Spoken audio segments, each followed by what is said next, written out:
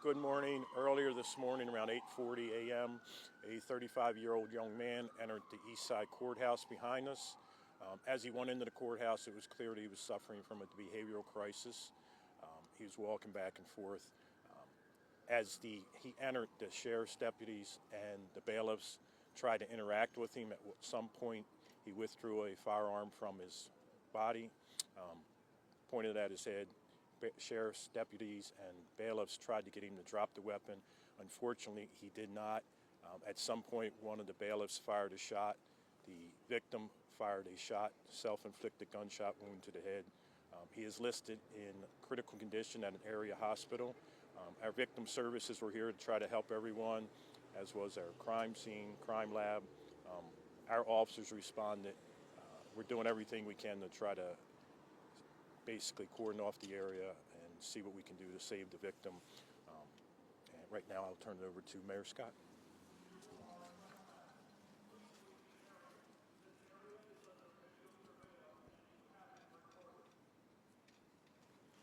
Thank you, Mr. Commissioner. Good morning, everyone. This, of course, is just a tragic situation. I want to thank all the law enforcement involved, the bailiffs, the deputies, for their quick action. But this again shows that behavioral and mental health is a real and deep issue, and we have to continue to do everything that we can to deal with it.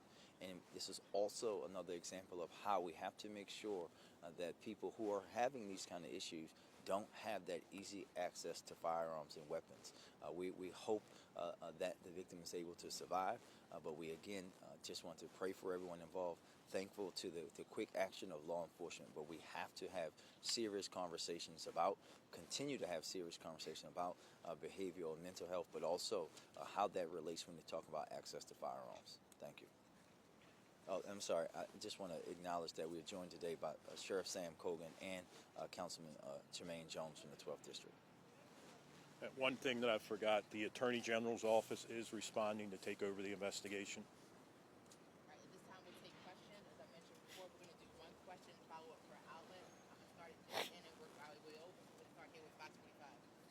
So the victim, the person who entered the courthouse, was the one who was shot and now in critical condition, not one of the bailiffs. Correct. And then I know the FOP tweeted out that one of their retired members was involved and that some sort of homicide was involved. Can you clarify their statement? The bailiff is a retired BPD member, and he is the individual that we believe fired a shot. But he wasn't shot. He was not shot. The only person shot was the victim.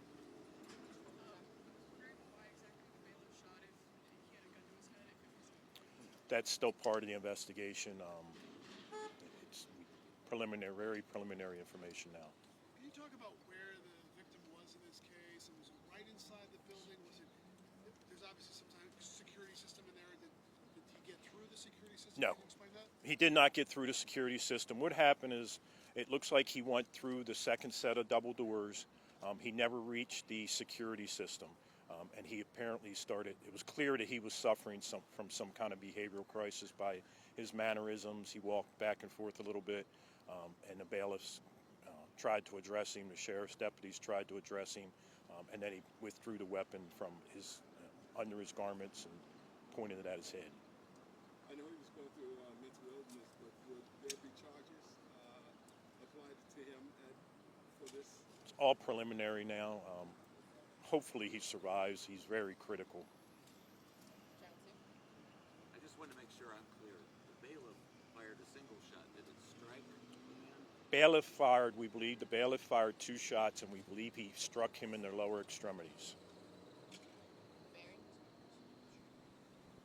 Y'all know if he had an ongoing case involved in the courthouse this morning?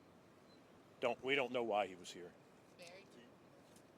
That was part of my question. So do you know if there was what type of things he was saying or anything like that? No. It's on video, but we haven't retrieved the audio and video, and it's still very preliminary. Our homicide detectives are in there, and the Attorney General's office is going to come as well.